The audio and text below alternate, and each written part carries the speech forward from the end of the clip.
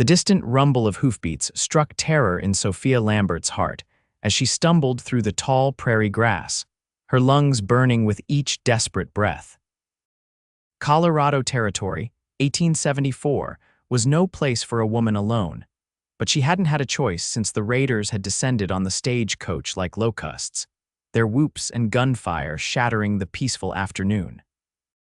Sophia's gaze darted frantically across the open landscape until she spotted it, a lone wagon parked near a copse of cottonwoods. With no time to consider her options, she sprinted toward it, her skirts hiked up around her knees, the approaching raiders' shouts growing louder behind her. The prairie wind whipped her honey-brown hair free from its pins as she dove beneath the weather-beaten wagon, pressing herself against the earth. Her chest heaved as she tried to quiet her breathing, dirt smudging her once fine blue traveling dress. Sophia closed her eyes, praying the raiders would pass by without noticing the wagon or its owner, whoever they might be. The sound of men's voices drifted closer, and she bit her lip to keep from crying out, "You boys looking for something?" A deep voice cut through the air, startling her. The voice belonged to a man standing beside the wagon, his boots just visible from Sophia's hiding place. "Saw a woman runnin' this way," one of the raiders called. "Stage passenger, figured she might have valuables worth tackin'." "Ain't seen no woman," the man by the wagon replied, his tone casual but firm. "Just me and my horses out here. You'd best move along before there's trouble." Sophia's heart hammered against her ribs as she listened to the tense exchange. The raiders' horses snorted and shifted, hooves pawing at the dry ground. After what seemed an eternity, they turned away, muttering curses but apparently unwilling to challenge the wagon's owner. Only when the sound of hoofbeats had faded into the distance did Sophia release the breath she'd been holding. Relief flooded through her, but before she could crawl out from her hiding place, a pair of worn leather boots appeared in her line of sight. "They're gone now. You can come out." The same deep voice that had saved her now addressed her directly. Hesitantly, Sophia crawled forward and emerged from beneath the wagon, blinking in the harsh sunlight. As she stood, brushing dirt from her skirts, she found herself face to face with her rescuer. He was tall and broad-shouldered, with sun-bronzed skin and eyes the color of a summer sky. A battered hat sat atop dark hair that curled slightly at his collar, and a day's worth of stubble shadowed his strong jaw. "Thank you," she managed, her voice barely above a whisper. "I don't know what would have happened if no need to think on that," he interrupted, his expression softening slightly as he took in her disheveled appearance. "You're hurt," Sophia touched her temple, wincing as her fingers came away with a smear of blood. "It's nothing. When the stage was attacked, I fell." The man nodded, then gestured toward his horse, a magnificent chestnut stallion tethered nearby. "You'll ride in the saddle now," he said, his tone leaving no room for argument. "Those raiders could circle back, and we need to make distance before nightfall." I don't even know who you are," Sophia protested, though she knew she had little choice. She was stranded on the open prairie with nothing but the clothes on her back and the few coins hidden in her boot. "Name's Matt Dawson," he replied, already moving to secure his supplies on the wagon. "Most folks call me Matt. I'm heading to Ordway. Where were you bound?" "The same," Sophia admitted. "I'm Sophia Lambert. I was traveling to meet my uncle. He owns a small mercantile there." Matt nodded, seemingly satisfied with her explanation. "Well, Miss Lambert, looks like we're traveling companions now." He finished tying down a crate, then turned to her with an appraising look. "Can you ride?" "Yes," she answered, straightening her shoulders. "My father insisted I learn." A ghost of a smile touched his lips. "Good." He led the chestnut over and cupped his hands to give her a boost into the saddle. "The name's Valor, and he's steady as they come." Sophia gathered her skirts and placed her boot in his hands, allowing him to lift her effortlessly onto the horse. The saddle was obviously made for a man, but she settled herself as best she could, taking the reins when Matt handed them to her. "What about you?" she asked, watching as he returned to the wagon. "I'll drive the wagon. We'll make better time with you on horseback if trouble comes." He climbed up onto the wagon seat and took the reins of the team. "Stay close, keep your eyes open, and if I tell you to run, you ride hard for Ordway and don't look back." Sophia wanted to protest, to say she wouldn't leave him to face danger alone after he'd helped her, but the determined set of his jaw told her it would be useless. Instead, she nodded, adjusting her position in the saddle. As they set off across the prairie, the sun beginning its descent toward the western horizon, Sophia couldn't help but wonder what twist of fate had brought her into the path of this taciturn cowboy, and what awaited them on the journey ahead. The golden light of late afternoon stretched their shadows long across the prairie as they traveled. Sophia rode alongside the wagon, occasionally stealing glances at the man who had saved her from the raiders. Matt Dawson kept his eyes on the horizon, his face revealing little of his thoughts. He was a mystery to her, clearly capable and confident in this harsh landscape, yet there was something in his manner that spoke of past hurts. "How much farther to Ordway?" Sophia asked, breaking the silence that had fallen between them. 2 days if the weather holds, Matt replied, his gaze briefly meeting hers before returning to the trail ahead. "We'll make camp soon. There's a good spot by a creek about a mile on." Sophia nodded, adjusting her position in the saddle, though she had indeed learned to ride as a child in St. Louis. It had been some time, and she could already feel the aches settling into her muscles. The fine traveling dress she wore was hardly suitable for horseback riding, and she longed for more practical attire. "What brings you to Ordway, Mr. Dawson?" she ventured, curious about her companion. A moment passed before he answered. "I've got land there, a small ranch just outside town, been away too long." "You're returning home then?" His expression tightened almost imperceptibly, something like that. Sophia sensed there was more to the story, but his tone didn't invite further questions. They continued on in silence until Matt guided the wagon off the trail toward a small grove of trees that marked the promised creek. As they approached the potential campsite, Matt suddenly raised his hand, signaling Sophia to stop. He scanned the area carefully, his body tense. "What is it?" she whispered, instantly alert. "Not sure," he murmured, reaching for the rifle beside him on the wagon seat. "Stay here." Matt climbed down, rifle in hand, and moved cautiously toward the trees. Sophia held her breath, her hands tightening on the reins as valor shifted beneath her. After what seemed an eternity, Matt lowered his weapon and gestured for her to approach.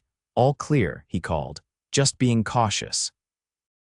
Relief washed over her as she guided Valor toward the creek. When she reached Matt's side, he lifted his hands to help her down from the saddle. His strong grip at her waist sent an unexpected flutter through her stomach as he set her gently on her feet.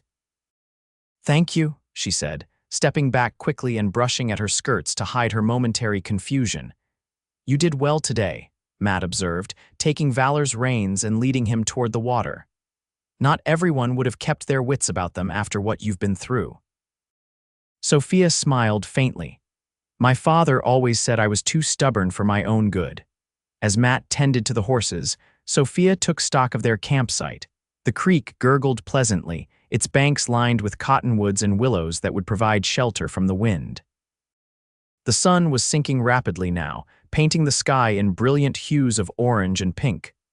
"Can I help with anything?" she asked. Feeling useless standing idle, Matt glanced up from where he was unhitching the wagon team. "There's a canvas tarp in the wagon bed. If you could spread it near those rocks, we'll have a place to sit for the evening meal." Grateful for the task, Sophia climbed into the wagon and found the folded tarp among Matt's supplies. As she arranged it on the ground, she noticed how organized his provisions were, everything neatly packed and secured. This was a man accustomed to life on the trail. By the time darkness fell, Matt had a small fire crackling cheerfully. He'd produced a pot of beans and coffee from his supplies, along with some dried beef and hardtack. It was simple fare, but to Sophia's hungry stomach, it smelled divine. "It's not much," Matt apologized as he handed her a tin plate. "Wasn't expecting company." "It's perfect," she assured him, accepting the food gratefully. "I can't thank you enough for helping me today, those raiders." She shuddered, unable to finish the thought. Matt's expression darkened. The war left too many men with nothing but bitterness and a taste for violence. "These territories have more than their share." "You fought?" Sophia asked gently, noticing how his hand unconsciously moved to his left side. "Union cavalry," he replied shortly. It was a lifetime ago. They ate in companionable silence for a while, the only sounds the crackling of the fire and the gentle murmur of the creek. When they had finished, Matt took their plates to the water's edge to rinse them. "You should get some rest," he said upon returning. "I've laid out some blankets in the wagon bed. You'll be more comfortable there than on the ground." Sophia hesitated. "What about you?" "I'll keep watch for a while," he answered, settling himself against a tree trunk, his rifle across his knees. "Don't worry, Miss Lambert, you're safe tonight." Something in his voice, a quiet certainty, made her believe him completely. "Sophia," she said suddenly, "please call me Sophia. After today, Miss Lambert seems far too formal." A smile tugged at the corner of his mouth. "Sophia, then." He tipped his hat slightly. "Sleep well." As she climbed into the wagon bed and wrapped herself in the offered blankets, Sophia found herself studying the silhouette of her protector against the firelight. Matthew Dawson was unlike any man she had ever known, strong yet gentle, confident yet humble. In the space of a single day, he had become her guardian and guide in this wild territory. Exhaustion soon overcame her, and as she drifted toward sleep, Sophia's last thought was that perhaps fate had been kind after all, sending her not into the hands of raiders but into the protection of a cowboy with eyes like the summer sky. The first light of dawn found Sophia already awake, her body stiff from sleeping in the wagon. She pushed herself up on her elbows, blinking in the soft gray light. Matt was already moving about the camp, tending to the horses and rekindling the fire. He looked up as she stirred, nodding in acknowledgement. "Morning," he said, pouring coffee into a tin cup. "Hope you got some rest." Sophia climbed carefully from the wagon, wincing as her muscles protested. "Better than I expected," she admitted, accepting the coffee gratefully.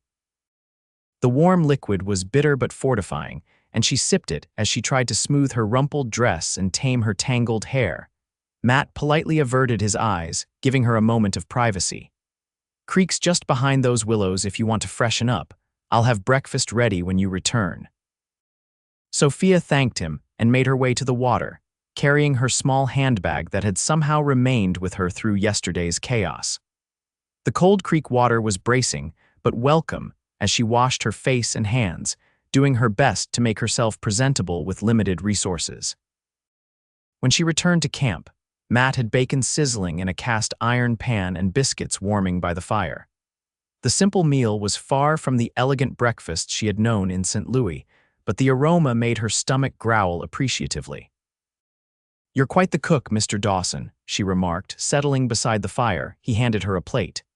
"Matt," he reminded her, "and this isn't cooking. Real cooking requires more than a fire and a pan." "You speak as if from experience," Sophia observed, biting into a surprisingly tender biscuit. A shadow of something memory perhaps crossed his features. "My mother taught me, said a man should never depend on others for his basic needs." "She sounds like a wise woman." "She was," Matt agreed, his tone indicating that particular conversation was closed. They ate quickly, eager to be on the trail. As they packed up the camp, Sophia couldn't help but notice how efficiently Matt moved, each action purposeful and sure. He was a man comfortable with himself and his surroundings, and she found his quiet competence reassuring in this unfamiliar territory. Once again, Matt helped Sophia onto Valor's back before climbing onto the wagon seat. The morning was clear and cool, the vast sky stretching endlessly above them as they resumed their journey toward Ordway. "Tell me about your uncle in Ordway," Matt said after they had been traveling for some time, surprising her with the initiative to conversation. "Uncle Henry, he's my mother's brother," Sophia explained. "After my parents died last winter, influenza took them both within days of each other," he wrote, offering me a place with him. "Said the Colorado Territory might be just what I needed." "I'm sorry about your parents," Matt said, his voice genuinely sympathetic. "Losing family leaves a hole nothing else quite fills." His words hinted at personal experience, but Sophia didn't pry. "Thank you, it's been difficult. Uncle Henry is my only remaining family, and I've not seen him since I was a child. I'm not entirely sure what awaits me in Ordway." Matt considered this. "Henry Lambert. Would that be Henry Lambert of Lambert's Mercantile?" Sophia nodded, surprised. "You know him." "Ordway isn't a large town," Matt explained. Lambert's is where most folks get their supplies. Your uncle's fair in his dealings from what I've seen. Well respected. Relief flooded through her. She had been traveling on faith and necessity, with only childhood memories of a kind-faced man who had once brought her a porcelain doll from his travels. To hear that her uncle was established and respected in Ordway eased some of her anxiety about the future. "And you?" Matt asked. "What did you leave behind in St. Louis?" Sophia's hands tightened on the reins. "Nothing I wish to return to," she said firmly. "My parents' home has been sold to pay their debts, and the few friends I had have their own lives." She hesitated, then added, "There was a man, Frederick Holloway, who had been calling on me before my parents' illness. He made it clear that he still considered me a suitable match, but—" "But you didn't agree," Matt surmised, glancing at her with unexpected perception. "No," Sophia confirmed. "He saw me as an ornament, a suitable wife to advance his banking career. When I declined his proposal, he was unpleasantly surprised." She lifted her chin. "I'd rather make my own way than be any man's possession." Matt's mouth curved in a slight smile. "Colorado might suit you better than you think. Out here, a person is judged more by their mettle than their manners." The morning passed pleasantly as they traveled, the conversation flowing more easily between them. Sophia learned that Matt had been born in Pennsylvania but had moved west after the war, seeking open spaces and a fresh start. He had worked cattle drives and as a ranch hand before saving enough to purchase his own small spread outside Ordway 3 years ago. "Why were you away from your ranch?" Sophia asked as they stopped briefly to rest the horses at midday. Matt's expression grew distant. "My younger brother Samuel wrote that he was in trouble in Denver, needed money and help. I went, but when I arrived," he shook his head. "Found out he'd gotten himself killed in a card game 2 days before I arrived. Apparently he'd been cheating." "Oh, Matt, I'm so sorry." "Sam always did find trouble," Matt said, his voice rough with emotion. "Been bailing him out since we were boys. This time I was too late." He stared at the horizon. "Spent the last 3 weeks setting his affairs in order, paying off his debts. Now I'm heading home to try to salvage what's left of my ranch."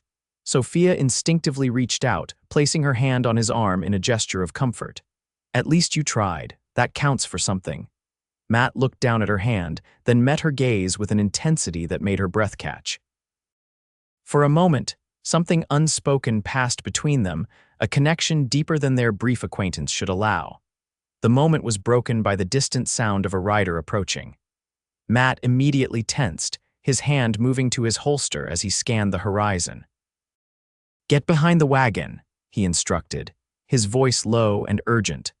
Sophia complied without question, leading Valor to the sheltered side of the wagon while Matt positioned himself to meet the approaching rider, his hand never far from his weapon. As the rider drew closer, however, Matt's posture relaxed slightly. "It's all right," he called to Sophia. "Looks like the mail carrier." Indeed, the approaching horseman wore the distinctive hat of a postal service rider. He waved as he neared them, slowing his horse to a stop. "Afternoon," the mail carrier greeted them, tipping his hat to Sophia. "Headed to Ordway." "That's right," Matt confirmed. "Any news from that direction?" "Town's all stirred up," the man informed them, wiping sweat from his brow. "Stagecoach was robbed yesterday. Driver made it in last night with the news. Said a woman passenger went missing in the attack." Sophia stepped forward. "That would be me. I escaped during the confusion and Mr. Dawson here was kind enough to assist me." The mail carrier looked relieved. "Well, that's good news at least. Sheriff's organized a posse to look for you and track those raiders. I'll let them know you're safe when I pass them." He tipped his hat again. "You folks be careful. Those raiders have hit 3 stages in the past month, getting bolder each time." After exchanging a few more words, the mail carrier continued on his route, and Matt and Sophia resumed their journey. The encounter had reminded them both of the dangers that still lurked, and they traveled more vigilantly, Matt frequently scanning their surroundings for any sign of trouble. By late afternoon, dark clouds had gathered on the western horizon and a cool wind had begun to pick up. Matt frowned at the sky, clearly concerned about the approaching weather. "We need to find shelter," he announced. "That storm looks mean." Sophia followed his gaze, noting the ominous gray-green tint to the clouds. Is there a town nearby? No, Matt replied, shaking his head. But there's an old line shack about 2 miles ahead used by cowboys during cattle drives. If it's still standing, it'll provide better shelter than the wagon. They quickened their pace, racing against the rapidly approaching storm. Thunder rumbled in the distance, and Sophia could feel the electric tension in the air. Valor sensed it too, growing restless beneath her. Just as the first fat raindrops began to fall, a small wooden structure came into view, nestled against a rocky outcropping. It was weather-beaten and crude, but to Sophia's eyes it looked like salvation. Matt drove the wagon as close to the shack as possible before jumping down to help Sophia from her mount. Together, they hurried to unload essentials from the wagon as the sky opened up, rain pouring down in blinding sheets. By the time they stumbled through the shack's doorway, they were both soaked to the skin. The interior was dim and dusty, consisting of a single room with a small stone fireplace, a rough-hewn table with 2 chairs, and a narrow bunk built into one wall. It was humble, but it was dry and solid. "Let me get a fire started," Matt said, moving toward the fireplace. "You're shivering." Sophia wrapped her arms around herself, suddenly very aware of how her wet dress clung to her body. She turned away, embarrassed, as Matt knelt by the hearth, checking the chimney before arranging kindling from a small pile left by previous occupants. Once the fire was crackling, casting warm light throughout the small space, Matt retrieved their supplies from where they'd dropped them by the door. "I'll tend to the horses," he said, avoiding looking directly at her. "You should. Try to dry yourself. There might be some old blankets in that trunk." After Matt had gone back into the storm, Sophia investigated the trunk he'd indicated. Inside, she found several rough wool blankets that smelled musty but appeared clean enough. With Matt safely outside, she quickly removed her sodden dress and petticoats, hanging them near the fire to dry. Wrapped in one of the blankets, she used another to towel dry her hair as best she could. When Matt returned, she was seated before the fire, the blanket wrapped tightly around her shoulders, her bare feet extended toward the warmth. He hesitated in the doorway, his own clothes plastered to his muscular frame. "Horses are secure in the lean-to," he reported, water dripping from his hat as he removed it. "Storm's settling in for the night, I think." "There are more blankets," Sophia offered, gesturing to the trunk, careful to keep her own blanket securely in place. Matt nodded, moving to retrieve one. With his back to her, he removed his wet shirt, and Sophia caught a glimpse of his broad shoulders and the puckered scar that traced across his left side, a souvenir, she guessed, from the war. He quickly wrapped a blanket around himself before turning back to her. "Are you warm enough?" he asked, his voice gruff. "Yes, thank you," she gestured to the fire. "You're quite resourceful," Matt shrugged, moving to sit on one of the chairs, maintaining a respectful distance. "Necessity teaches hard lessons." Outside, the storm raged, wind howling around the small shack, rain lashing against the single window. Inside, an awkward silence had fallen between them, both acutely aware of their state of undress and the intimate confines of their shelter. "Tell me about your ranch," Sophia said finally, seeking safe conversation. "What's it like?" Matt's face softened slightly as he described his land, 160 acres with a small creek running through it, a modest cabin he'd built with his own hands, and a growing herd of cattle. He spoke of future plans for expansion, dreams of prosperity that seemed to surprise him even as he articulated them. "It's not much compared to the big outfits," he admitted, "but it's mine. Every post of the fence, every board in the barn, I put them there. There's satisfaction in that." "It sounds wonderful," Sophia said sincerely, finding herself captivated by the passion in his voice. "To build something from nothing, that takes courage." "What about you?" Matt asked. "What do you hope to find in Ordway?" Sophia considered the question. "Peace, perhaps purpose, in St. Louis, my life was prescribed finishing school, social calls, charitable committees, preparing to be someone's wife. I never questioned it until my parents died." She looked into the flames. "Now I want something more, something that's mine, as you said. I just don't know yet what that might be." "You'll find it," Matt said with surprising conviction. "You've got grit, Sophia Lambert. I saw that the moment you crawled out from under my wagon." His words warmed her more than the fire. "Thank you for believing that." Their eyes met across the small space, and once again, Sophia felt that inexplicable connection, a pull toward this man she barely knew yet somehow trusted completely. The firelight cast his features in gold and shadow, highlighting the strong lines of his jaw and the unexpected gentleness in his gaze. The moment stretched between them, taut with possibility, until a particularly loud crack of thunder broke the spell. Matt cleared his throat and stood, moving to check their clothes by the fire. "Your dress is still quite damp," he observed. "Best to leave everything to dry overnight." Sophia nodded, suddenly very aware of their situation. "What about sleeping arrangements?" she asked, trying to sound practical rather than flustered. Matt gestured to the narrow bunk. "You take the bed, I'll make do on the floor by the fire." "But no arguments," he said firmly, though his tone remained gentle. "I've slept on worse, believe me." As the night deepened, and the storm continued its assault on their shelter, Sophia lay on the hard bunk, listening to the rain and the occasional shifting of Matt as he tried to find comfort on the wooden floor. Despite the circumstances, or perhaps because of them, she felt strangely content. There was something profoundly intimate about sharing this small space, hearing the rhythm of another's breathing, knowing that just a few feet away lay a man who had risked himself to protect her. She wondered what would happen when they reached Ordway tomorrow. Would Matt simply deliver her to her uncle and ride away to his ranch? The thought brought an unexpected pang of sadness. In just 2 days, Matthew Dawson had become important to her in ways she couldn't quite explain. Eventually, lulled by the steady sound of rain and the warmth of the fire, Sophia drifted into sleep, dreaming of open skies and a pair of summer blue eyes that seemed to see straight through to her soul. The storm passed during the night, leaving behind a fresh, rain-washed morning. Sophia awoke to find Matt already up, stoking the fire and preparing coffee. He had donned his now dry clothing, and Sophia was relieved to discover her own dress had dried as well, though it was terribly wrinkled. "Good morning," Matt greeted her, politely keeping his back turned as she gathered her clothes and retreated to a corner to dress hastily beneath the blanket.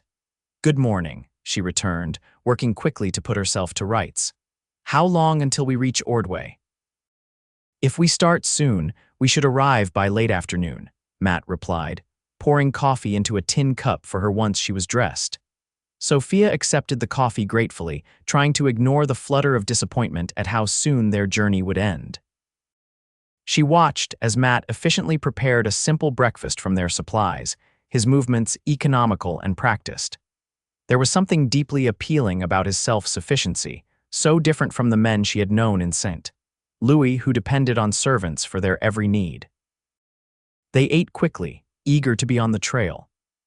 As they packed up their few belongings, Sophia found herself stealing glances at Matt, memorizing the way sunlight caught in his dark hair, the precise angle of his jaw, the strength evident in his hands as he secured their supplies. The world outside the lined shack was transformed by the night's rain. The prairie grasses glistened with moisture, and the air held a clean, sweet scent. Puddles dotted the path, reflecting the brilliant blue of the morning sky. Matt helped Sophia onto Valor's back, his hands lingering perhaps a moment longer than necessary at her waist. "Ready?" he asked, his voice lower than usual. She nodded, not trusting herself to speak. As they set off toward Ordway, Sophia felt a curious mixture of anticipation and regret. She was eager to meet her uncle, to begin this new chapter of her life, yet reluctant to bid farewell to the man riding beside her. The day warmed quickly as they traveled, the sun drying the muddy trail. They spoke easily now, the awkwardness of the previous night's close quarters forgotten in the openness of the prairie. Matt pointed out landmarks, telling her about the area's history and the challenges of ranching in this sometimes harsh environment. Sophia found herself captivated by his knowledge and his obvious love for this land. "Is that Ordway?" Sophia asked in the mid-afternoon, pointing to a cluster of buildings that had appeared on the horizon. Matt nodded. "That's it. Not much to look at compared to St. Louis, I expect." Sophia studied the approaching town with interest. Ordway was indeed modest, a main street lined with wooden buildings, a church steeple rising above the rest, scattered houses and businesses spreading outward. But after days on the open prairie, it looked like civilization indeed. As they drew closer, Sophia felt her nervousness return. What if her uncle had changed his mind about welcoming her? What if she couldn't adapt to life in this frontier town? And most pressingly, how would she say goodbye to Matthew Dawson, this man who had saved her life and somehow in the span of just 2 days, come to matter to her deeply? The streets of Ordway were muddy from the recent rain, forcing them to pick their way carefully. Townsfolk went about their business, many stopping to stare at the newcomers. Matt led them directly to a large wooden building with Lambert's Mercantile painted across its front. "Here we are," he said, bringing the wagon to a halt. He climbed down and moved to help Sophia from Valor's back. As his hands encircled her waist, lowering her gently to the ground, their eyes met. For a breathless moment, neither moved, his hands still at her waist, her palms resting lightly on his shoulders. "Thank you," Sophia said softly, "for everything." Before Matt could respond, the mercantile door swung open, and a portly, gray-haired man hurried out, his face lighting with recognition. "Sophia, my dear girl," Henry Lambert exclaimed, rushing forward to embrace her. "We've been so worried. When word came about the stage robbery, I feared the worst." Sophia returned her uncle's embrace, genuinely touched by his concern. "I'm fine, Uncle Henry, thanks to Mr. Dawson here." Henry turned to Matt, extending his hand. "Matthew Dawson, I'd heard you were away. The town owes you a debt for bringing my niece safely to Ordway." Matt shook Henry's hand, his expression unreadable. "No debt, Mr. Lambert. Anyone would have done the same." "Nonsense," Henry insisted. "You must come inside, both of you. My wife has prepared rooms and you must be exhausted from your journey." Sophia glanced at Matt, hoping he would accept the invitation, but he shook his head. "Thank you, but I should get back to my ranch, been away too long already." Disappointment washed through her, though she tried not to show it. "Of course," she murmured, "you must be anxious to return home." An awkward silence fell between them, broken by Henry clearing his throat. "At least join us for dinner tomorrow night, Dawson. Give us a chance to thank you properly." Matt hesitated, then nodded. "I'd be honored, Mr. Lambert." "Excellent. 7 o'clock tomorrow, then." Henry took Sophia's arm. "Come, my dear, Sarah is waiting to meet you and you must be in need of rest and refreshment." Sophia allowed herself to be led toward the mercantile, but at the doorway she turned back. Matt still stood beside his wagon, watching her go. Their eyes met one last time, and she raised her hand in a small farewell gesture. He touched the brim of his hat in response, a gesture both formal and intimate. Then he was climbing back onto the wagon seat, gathering the reins, and Sophia was being ushered inside to meet her aunt and settle into her new life in Ordway. The Lambert household was warm and welcoming, situated in a comfortable home behind the mercantile. Aunt Sarah, a plump, kind-faced woman with graying auburn hair, embraced Sophia as if she were a long-lost daughter rather than a niece she had never met. She immediately set about making Sophia comfortable, showing her to a pleasant room upstairs, insisting she rest while a bath was prepared, and promising a hearty meal once she was refreshed. It was all overwhelming after the rigors of the trail, and Sophia found herself fighting tears of gratitude as she sank into the first real bath she'd had in days.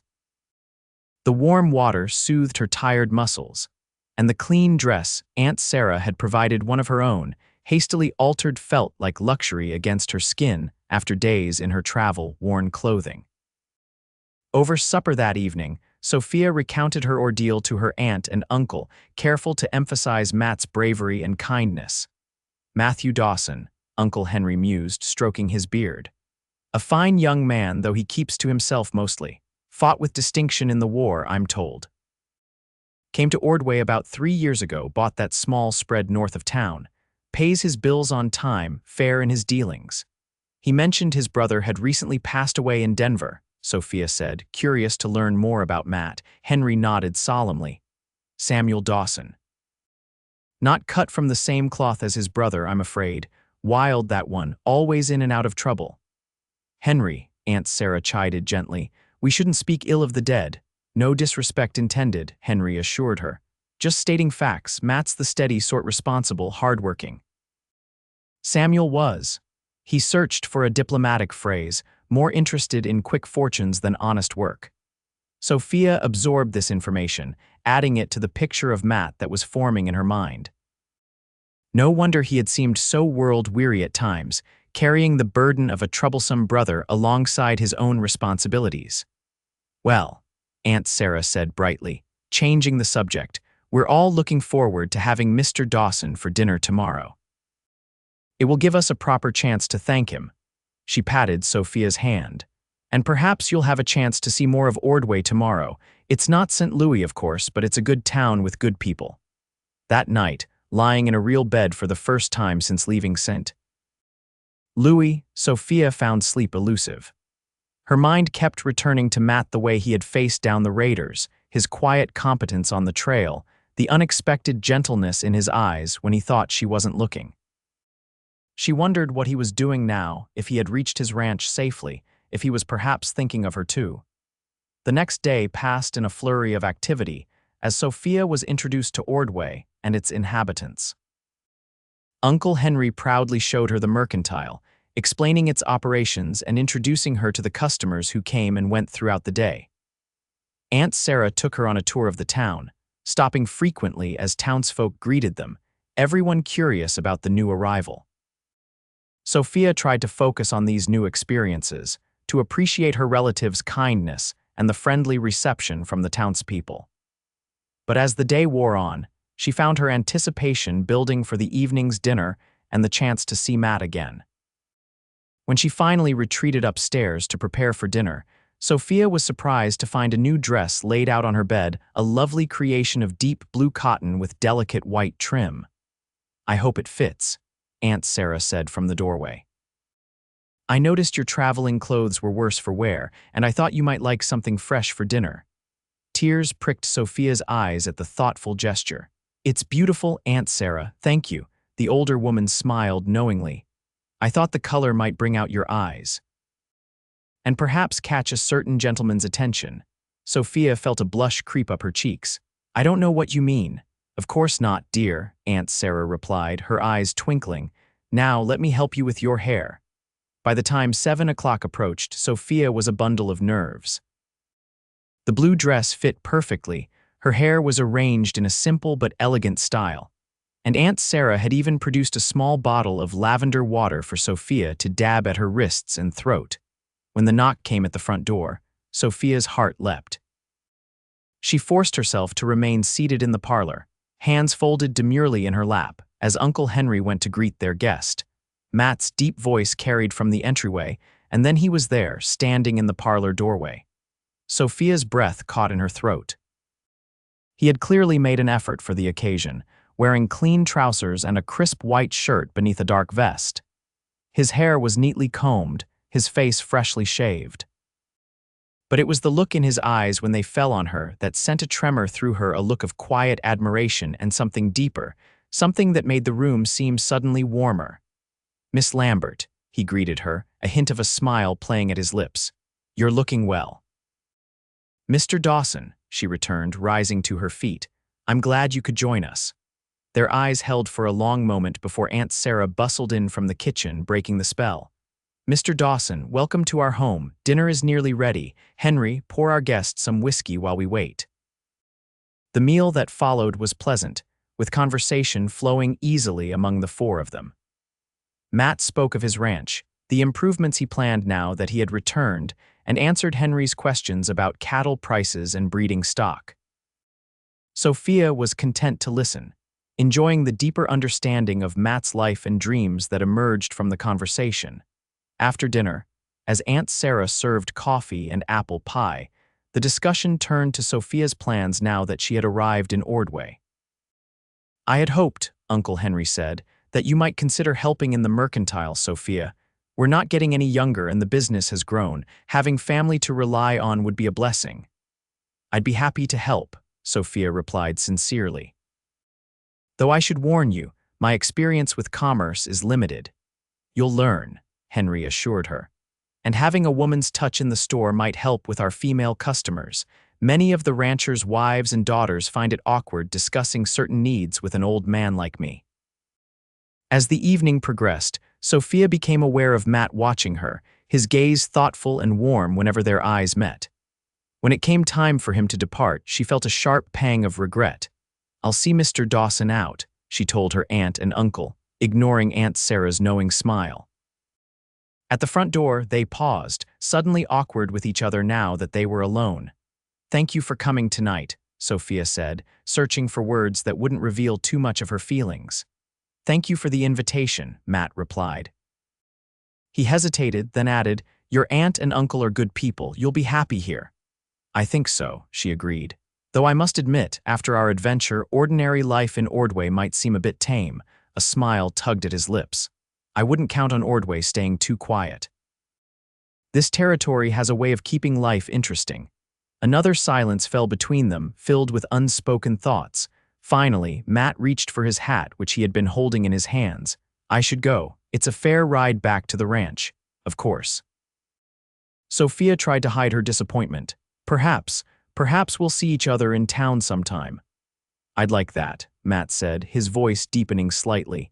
He placed his hat on his head, then surprised her by reaching out to take her hand. His touch was warm and strong, sending a shiver up her arm. "Good night, Sophia." "Good night, Matt," she whispered, reluctantly letting his hand slip from hers as he turned and descended the porch steps. She watched him mount his horse and ride away, his figure gradually disappearing into the darkness. Only when he was completely out of sight did she close the door, pressing her back against it and closing her eyes, trying to make sense of the emotions swirling within her. In the weeks that followed, Sophia settled into life in Ordway. She quickly proved herself valuable in the mercantile, her education and natural intelligence allowing her to master the bookkeeping and inventory systems. The customers responded well to her friendly manner, and she found herself enjoying the work more than she had anticipated. She saw Matt occasionally during this time. He would come into town for supplies, always making a point to stop by the mercantile. Their conversations were friendly but brief, constrained by the public setting and the watchful eyes of other customers. Each time he left, Sophia felt both the pleasure of having seen him and the frustration of so much left unsaid between them. One afternoon in late May, as Sophia was arranging a display of fabrics near the front window, she spotted Matt riding into town. He wasn't alone. Beside him rode a young woman with copper-red hair, laughing at something he had said. Sophia felt a stab of jealousy so sharp and unexpected that she nearly dropped the bolt of calico in her hands. "That's Rebecca Miller," Uncle Henry commented, noticing Sophia's gaze. "Thomas Miller's daughter from the big spread east of town. Her father and Matt do business together." "I see," Sophia replied, striving for a casual tone. "She's very pretty." Henry agreed absently, returning to his ledger. "Been sweet on Matt for some time, from what Sarah tells me. Her father would welcome the match. Joining their lands would make a fine operation." Sophia said nothing more, but her hands trembled slightly as she continued arranging the fabric.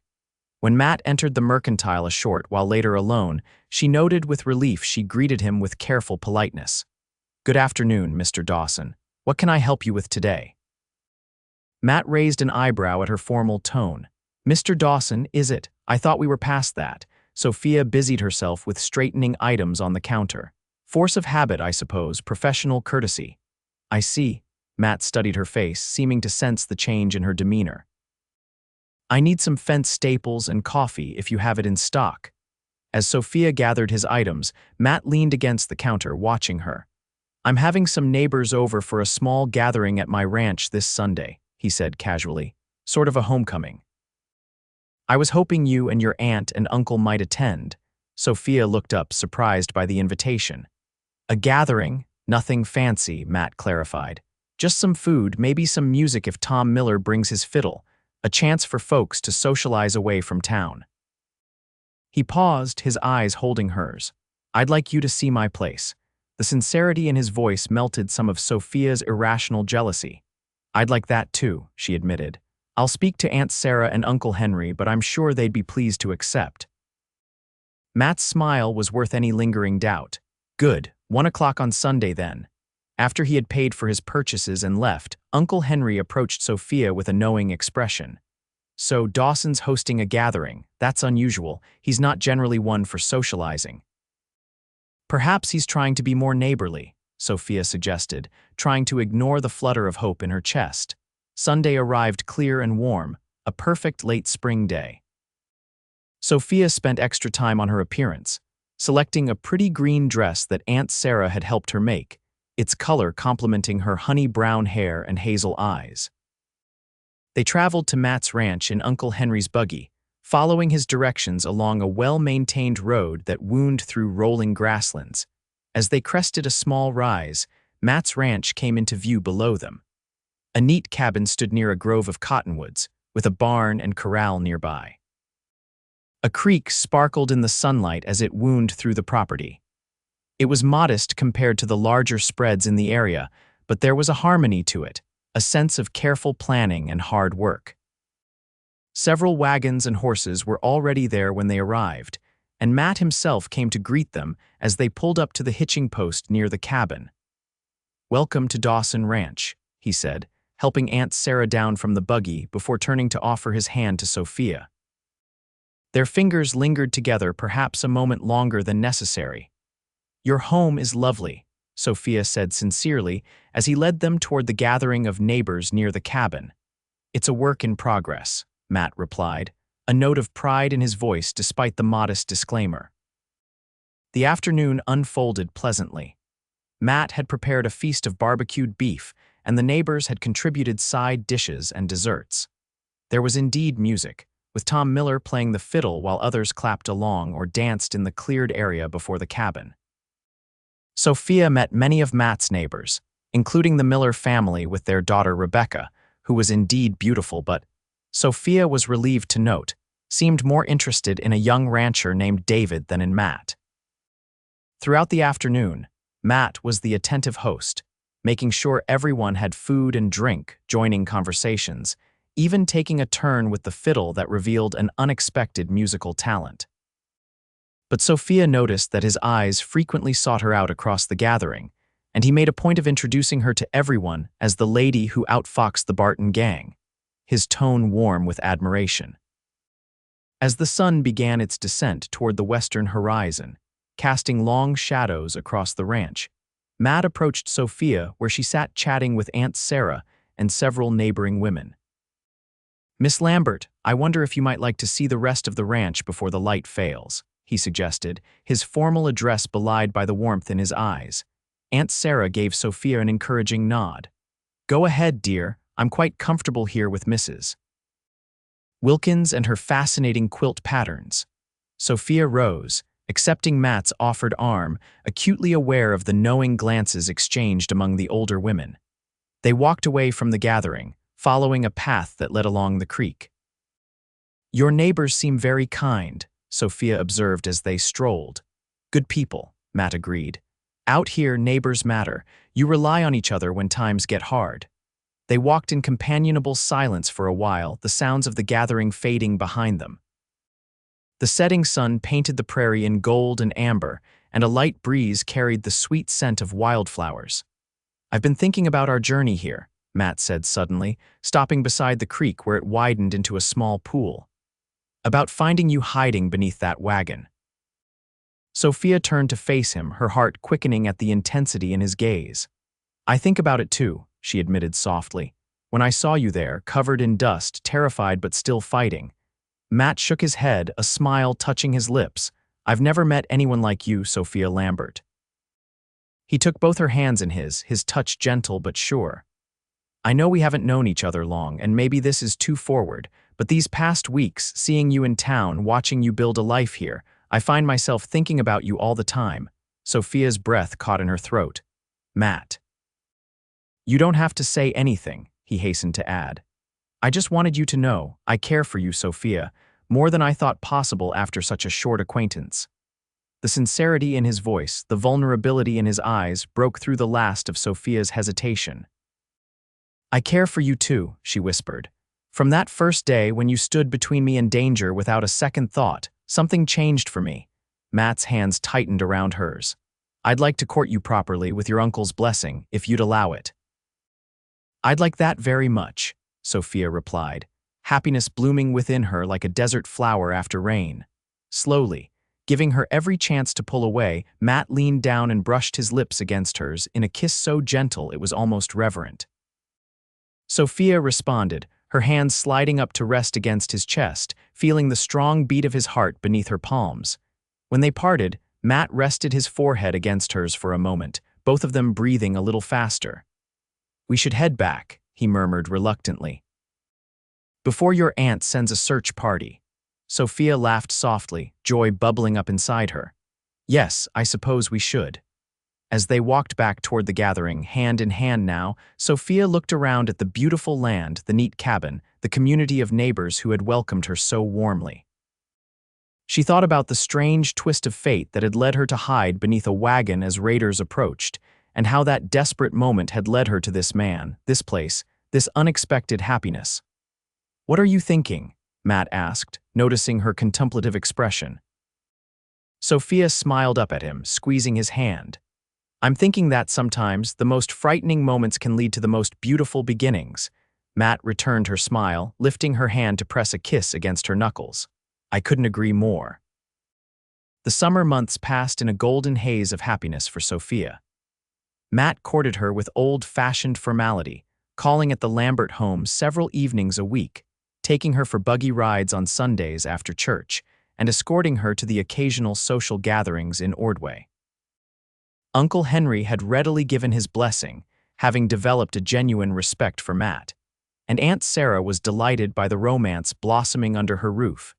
Sophia continued working at the mercantile, finding satisfaction in mastering the business and forming relationships with the customers.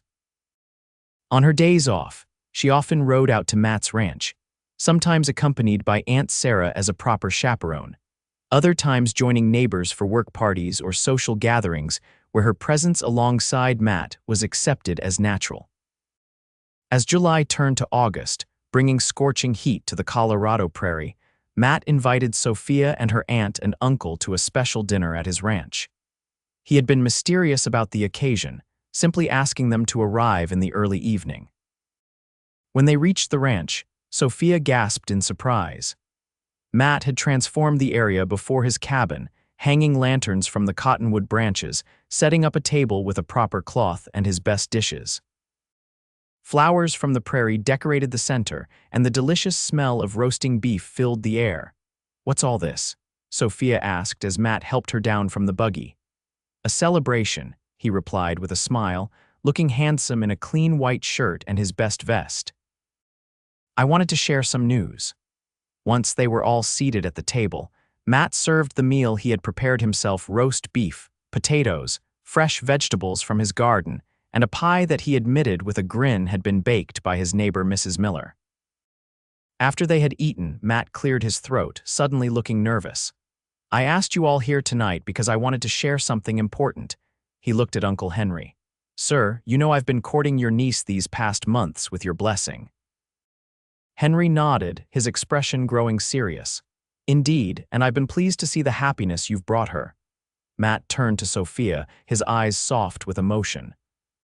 "Sophia, when you came into my life hiding under that wagon with dirt on your face and fire in your eyes, I had no idea how completely you would change everything for me." He reached into his pocket and withdrew a small velvet pouch. Sophia's heart began to race as he opened it, revealing a simple but beautiful gold ring with a small diamond. "This was my mother's," Matt explained, his voice husky with emotion. "Before she died, she made me promise I would only give it to a woman of strength and character, someone I could build a true partnership with." He took Sophia's hand in his. "I can think of no one who embodies those qualities more than you." Sophia felt tears welling in her eyes as Matt slid from his chair to one knee beside her. "Sophia Lambert, would you do me the great honor of becoming my wife?" The world seemed to narrow to just the two of them in that moment. Matt's hopeful, vulnerable expression, the weight of the ring he held, the perfect rightness of his words, and the emotions they stirred within her. "Yes," she whispered, then more strongly, "Yes, Matt, I will marry you." Joy blazed across his face as he slipped the ring onto her finger. It fit perfectly, as if it had always been meant for her hand. Matt rose, pulling Sophia to her feet and into his arms for a kiss that, despite their audience, conveyed all the love and promise of their future together. Aunt Sarah wiped tears from her eyes and Uncle Henry cleared his throat, clearly moved by the moment. "Well," he said gruffly, "I believe this calls for something special." He produced a bottle of fine whiskey from his coat pocket. "I had a feeling this might be the nature of tonight's celebration." They toasted the engagement, making plans for an autumn wedding. As the evening drew to a close, Matt walked with Sophia a little way from the cabin while her aunt and uncle prepared the buggy for the return journey. "Are you happy?"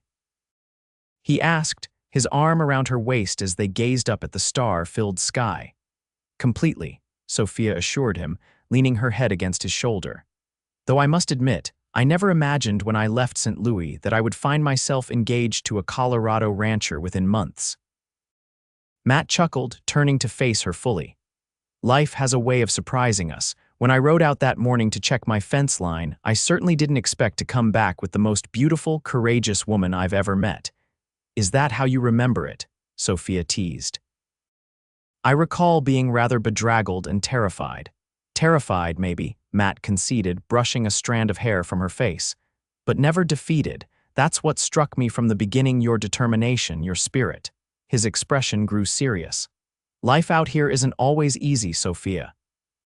There will be hard times ahead, drought, blizzards, all the challenges of building a ranch. Are you sure you're ready for that?" Sophia placed her hand against his cheek, touched by his concern. "I'm sure about you, Matt Dawson. Everything else we'll face together." The conviction in her voice seemed to satisfy him. He captured her hand, pressing a kiss to her palm. "Together," he agreed. "I like the sound of that." In the weeks that followed, Ordway buzzed with news of the engagement. Sophia found herself the center of attention as women who had been mere acquaintances suddenly became friends, eager to help plan the wedding. Aunt Sarah threw herself into preparations with enthusiasm, and Uncle Henry proudly told anyone who would listen about his niece's upcoming marriage to one of the territory's finest young men. Matt, for his part, worked tirelessly to prepare the ranch for his bride. He added a room to the cabin, built better furniture, and planted more in the kitchen garden, all while maintaining his growing herd. Whenever he came to town, he brought small gifts for Sophia Wildflowers, a book of poetry he'd traded for, once even a kitten he'd rescued from a hollow log. As September arrived, bringing cooler nights and the first hints of autumn color to the cottonwoods, final preparations for the wedding were underway. The ceremony would take place at Ordway's small church, followed by a celebration at the town hall that promised to bring together nearly everyone in the community. 2 days before the wedding, however, disaster struck. A band of raiders, remnants of the same gang that had attacked Sophia's stagecoach, hit a ranch north of town, stealing horses and leaving the owner badly wounded. The sheriff quickly organized a posse, and Matt, like most able-bodied men in the area, felt obligated to join. "I have to go," he told Sophia as he prepared to ride out. "Frank Jenkins saved my life during a blizzard last winter. I can't sit by when he and his family need help." Though fear clutched at her heart, Sophia nodded. "I understand, just be careful, come back to me." Matt pulled her close, kissing her with fierce tenderness. "Nothing could keep me from our wedding day," he promised. "I'll be back tomorrow, the next day at latest." But the next day came and went with no word from the posse. The wedding preparations continued, though now with an undercurrent of anxiety. Aunt Sarah tried to keep Sophia's spirits up, but as the sun set on what should have been the eve of her wedding, Sophia stood at her bedroom window, staring northward, sick with worry. "They'll be back," Uncle Henry assured her, patting her shoulder awkwardly. "Matt Dawson is too stubborn to let a few outlaws keep him from marrying you." Shortly before midnight, the sound of horses entering town roused the anxious community. Sophia rushed outside, straining to see through the darkness.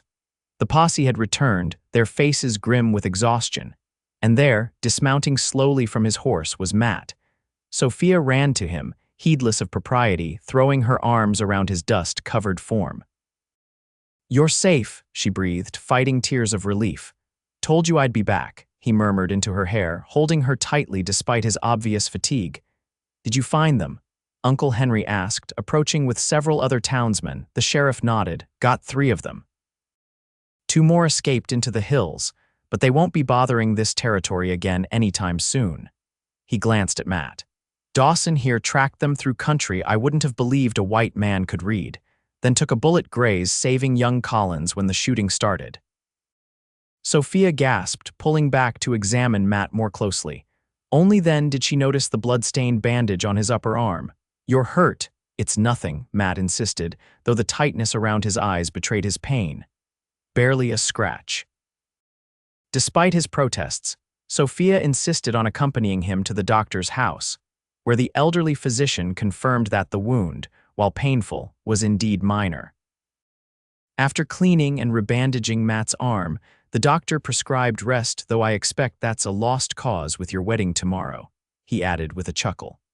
The wedding day dawned clear and bright, the kind of perfect autumn day that seemed designed for celebrations.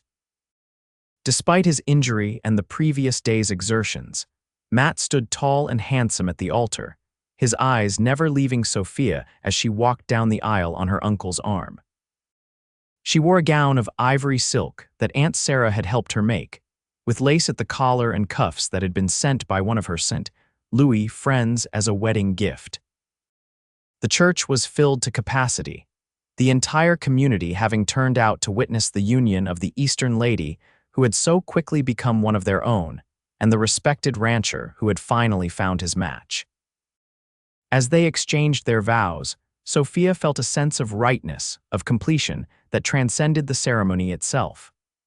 This was where she belonged beside this man, in this place, building a life founded on courage and mutual respect. The celebration afterward lasted well into the evening, with feasting, dancing, and enough goodwill to suggest that the new Mrs. Dawson and her husband had the blessing of everyone who mattered in Ordway and the surrounding ranches. When they finally departed for the ranch, their home now, Sophia felt a contentment she had never known before. The first year of marriage brought challenges, as Matt had predicted. A harsh winter tested their resources and resilience. Spring floods washed out part of their fence line. A difficult calving season meant nights of lost sleep and worried consultation. But through it all, they worked as partners, their different backgrounds and skills complementing each other in ways that strengthened their operation and their bond. Sophia learned the rhythms of ranch life, developing a particular talent for the record-keeping and business aspects that Matt had always neglected. She started a productive vegetable garden and even began raising chickens, reducing their dependence on town supplies. Though she still helped at the mercantile 1 day a week, enjoying the connection to her aunt and uncle, and the community, her heart was fully invested in the ranch and the life she and Matt were building together. As their first anniversary approached, Sophia had news to share. One evening, as they sat on the porch watching the sunset paint the prairie in shades of gold and crimson, she took Matt's hand and placed it gently on her still flat stomach. "We'll need to add another room to the cabin," she said softly. "By spring." Matt's eyes widened as understanding dawned. "Sophia," he breathed, his voice thick with emotion. "Are you certain?" She nodded, her eyes shining with happy tears. "Dr. Wilson confirmed it yesterday. We're going to have a baby, Matt." With a laugh of pure joy, Matt gathered her into his arms, kissing her with all the love and gratitude in his heart. When they finally parted, he kept his arms around her, one hand protectively covering where their child grew. "A year ago, I thought I had everything I could want," he murmured against her hair. "A home, land of my own, good neighbors. I never imagined how much more life had in store." Sophia leaned into his embrace, watching as the first stars appeared in the darkening sky. "Do you ever think about that day?" she asked. "When I hid beneath your wagon, often," Matt admitted. "I thank God for those raiders, sometimes not for their evil, but for how it brought you to me." Sophia smiled, remembering her terror, the feel of the earth against her back as she hid, the deep voice that had first frightened, then reassured her. "You'll ride in the saddle now," he had said, simple words that had changed the course of her life. "I love you, Matthew Dawson," she whispered, turning in his arms to face him. "Every day I love you more." His kiss was tender, a promise renewed. "And I love you, Sophia Dawson, more than I have words to say." As night settled fully over the Colorado prairie, they remained on the porch, talking quietly of their hopes for their child, plans for the ranch, dreams for their future. The lamp in their window cast a warm glow onto the porch, a beacon of the home and family they had created together from the most unexpected of beginnings. In the years that followed, the Dawson Ranch prospered, growing from a modest operation to one of the more successful in the county. Their family grew as well, first with the birth of their son James, then 2 years later with twin daughters, Emily and Elizabeth. The cabin expanded accordingly, becoming a proper house with room for their growing family and frequent visitors. Sophia never forgot her journey to Colorado, or the fateful day when she had hidden beneath a wagon to escape raiders, only to find not just safety, but a love that would define her life. Sometimes, when new settlers arrived in Ordway, she would tell them her story, watching their expressions change from shock to wonder as she described how the worst moment of her life had led to the best.